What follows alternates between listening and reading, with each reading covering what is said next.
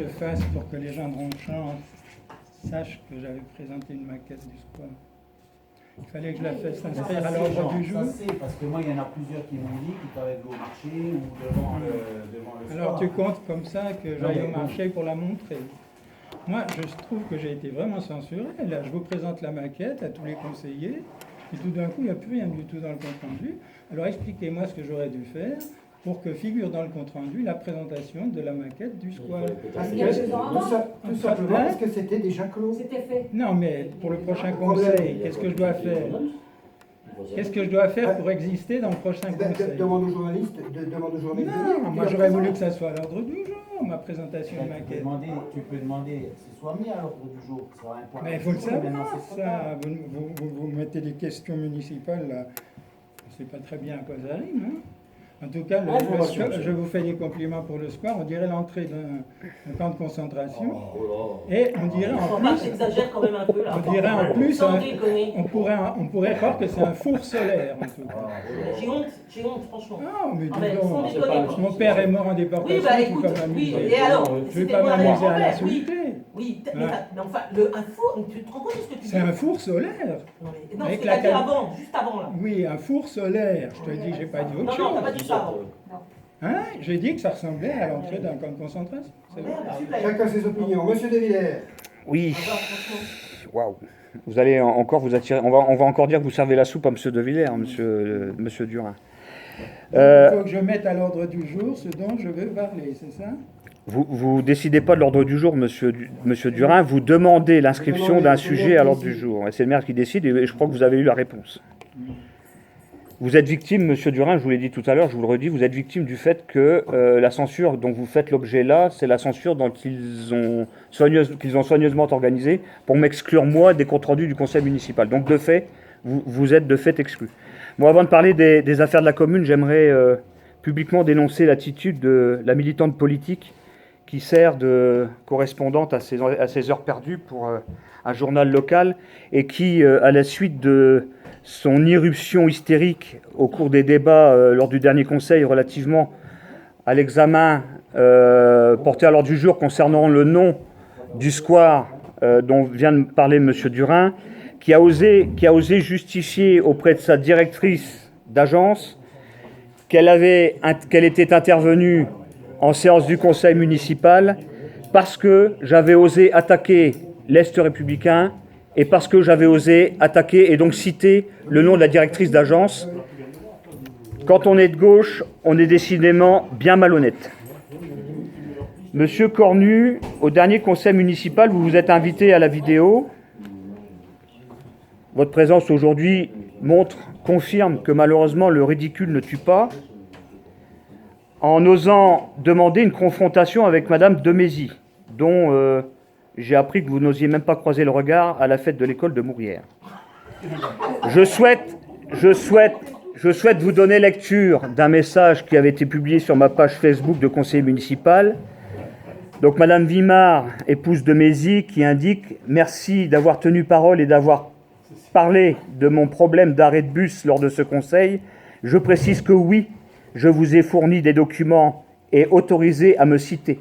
C'est de la sécurité de nos enfants dont il s'agit, Sylvie de Mézy. » Donc moi, contrairement à vous, Monsieur Cornu, contrairement à ce que vient d'affirmer Monsieur Duru, qui semble être amnésique, qui n'a même pas le courage d'assumer les gestes qu'il fait publiquement sur le parvis de la mairie aux sorties des conseils municipaux, je ne suis ni menteur, ni manipulateur, et encore moins mythomane, Monsieur Cornu, parce que j'ai en plus appris que vous aviez indiqué à Madame de Mézy que l'histoire de l'arrêt de bus que vous vouliez voir implanté au carrefour de la route de Mourières et de la D619, il ne manquait plus que la signature chez le notaire et que tout était plié. Voilà. Donc, autre sujet d'intervention, donc je le redis puisque c'était prévu et ce sera à la vidéo. Vous êtes sacrément culotté de proposer aujourd'hui une motion de soutien aux salariés de General Electric après que vous ayez soutenu la politique de François Hollande lorsque Emmanuel Macron était ministre de l'économie et qu'il a contribué à la situation, Emmanuel Macron dont vous soutenez aujourd'hui la politique. Concernant justement le sujet, concernant justement le sujet abordé par Madame de Mézy.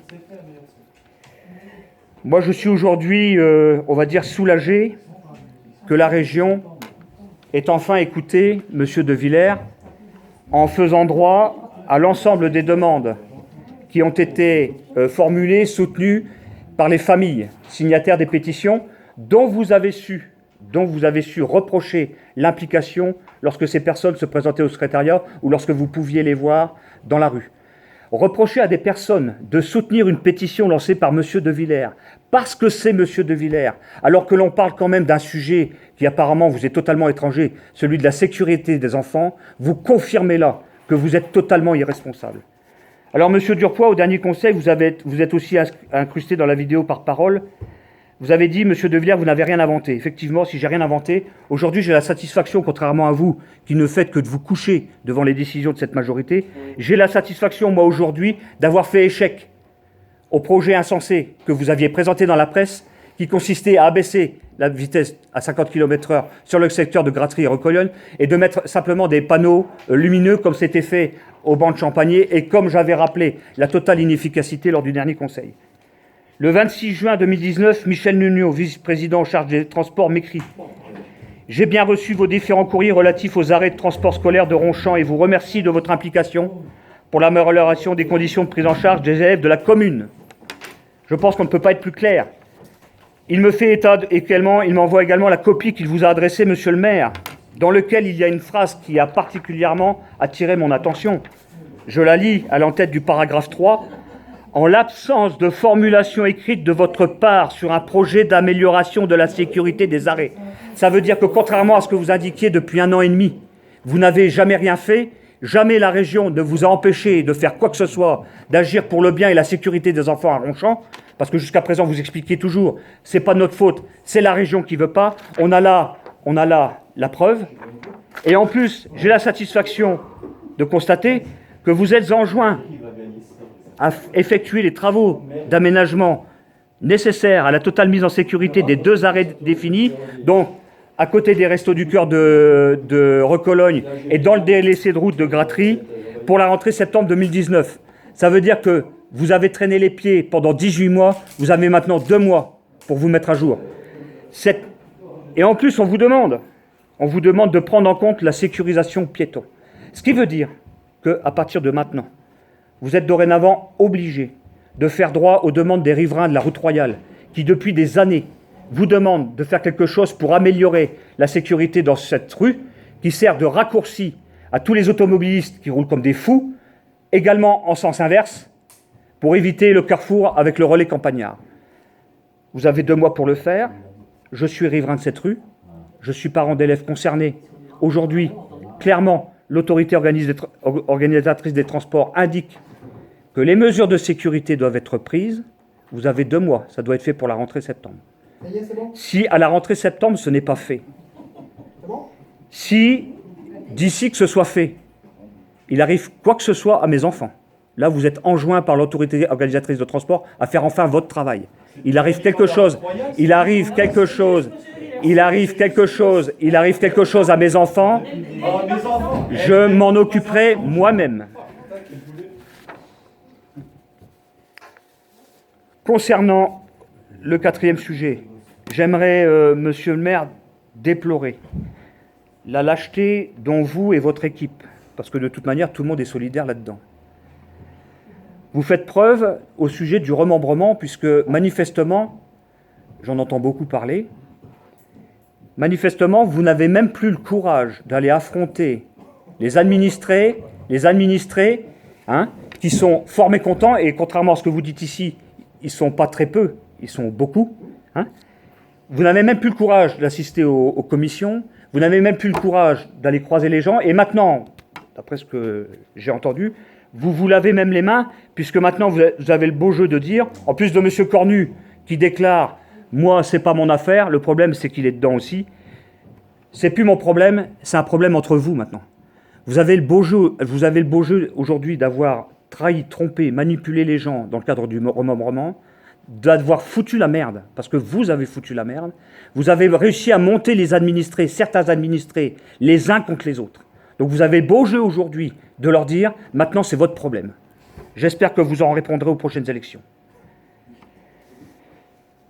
Autre sujet, alors, délicat, je ne sais pas comment l'aborder, parce que je vais encore avoir une... Quoique l'injurieux est parti, donc je vais peut-être échapper aux injures aujourd'hui. Malheureusement, je constate que depuis l'année dernière, janvier de l'année dernière, Madame Lab n'assiste plus ou ne peut plus assister aux réunions du conseil municipal. Alors j'indique tout de suite, je ne souhaite pas m'immiscer dans ses affaires privées. Je sais que sa santé est fragile. Je voudrais simplement savoir si la santé de Madame Lab lui permet toujours, à l'heure d'aujourd'hui, d'occuper ses fonctions d'adjointe. Parce que Madame Lab, elle est payée sur la base des deniers publics. Si Madame Lab,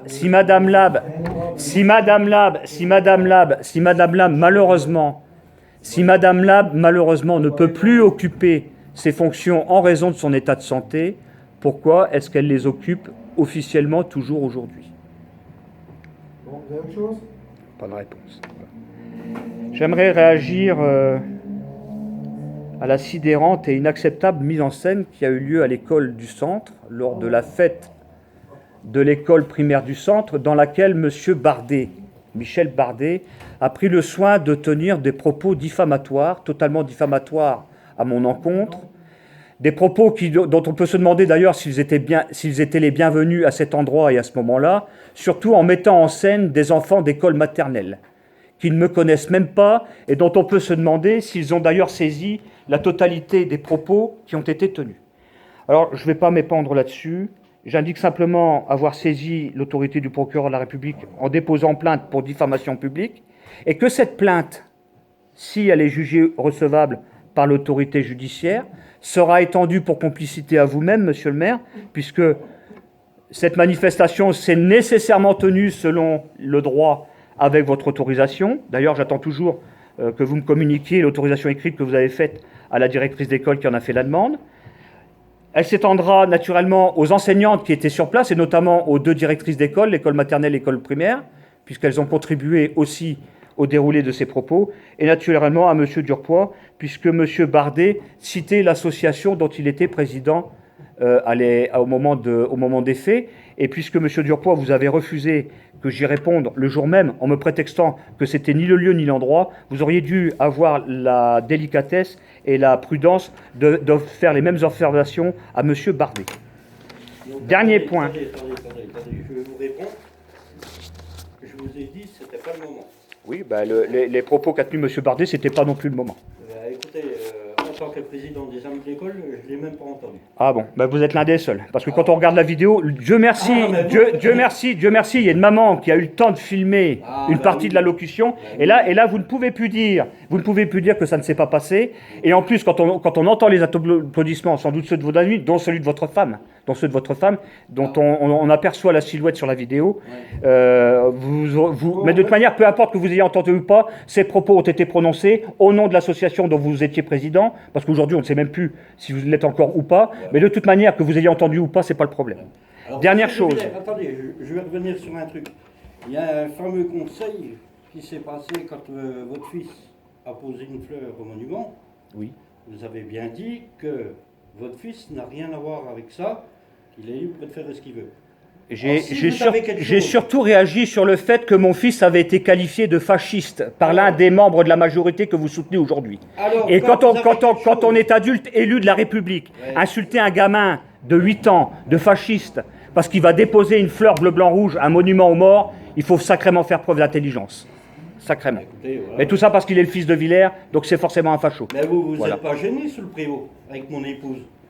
Mais je lui ai dit ce que j'avais à lui dire, monsieur Ben, vous ne Durpois. connaissez même pas. Ah oui, ça doit être l'une des rares à Ronchamp, alors. Ah oui. Parce qu'elle ne Voilà. s'intéresse pas à vous. Maintenant, elle me connaît. Ah ben oui. Dernière chose, c'est le dernier, monsieur le maire. J'ai pris connaissance cette semaine du plan de fauchage raisonné qui est en vigueur sur la commune de Ronchamp. Je suis, je ne sais pas comment le dire, amusé. Vous n'êtes pas gêné d'évoquer le souci du respect de la nature. Vous n'êtes pas gêné de prétendre réduire la pollution. Vous n'êtes pas gêné de prétendre favoriser la biodiversité. Vous n'êtes pas gêné de prendre en compte les enjeux environnementaux, surtout lorsque l'on sait le carnage auquel on assiste ici dans la commune, au travers des dépôts multiples et divers et variés, et notamment les derniers, mémorables. Je pense que bientôt on va nous foutre un conteneur nucléaire sur la commune, les plaques d'amiante sur le site des Letançons. D'ailleurs, j'observe qu'aux dernières nouvelles, elles y sont toujours. On a juste pris le soin de mettre des rochers pour délimiter un peu la zone. Mais pour vous, vous êtes respectueux de l'environnement lorsque vous laissez les pollueurs polluer Ronchamp comme ça se fait. Vous êtes respectueux de l'environnement lorsque vos services, les services municipaux, enfouissent en connaissance de cause des déchets dont maintenant on peut se demander, puisqu'il n'y aura plus de sentier là-bas, on peut se demander quand est-ce que vous allez les retirer. Et un maire qui présente soucieux de l'environnement, alors que vous êtes incapable, depuis que cette présence vous a été signalée, de faire enlever en bonne et due forme les dépôts d'amiante qui ont été déposés au site de l'étançon. Et d'ailleurs, puisque visiblement le site est placé sous vidéosurveillance, je pense que les pollueurs vont être rapidement identifiés et poursuivis. Voilà. Et voilà. On n'a rien à dire, hein, c'est formidable.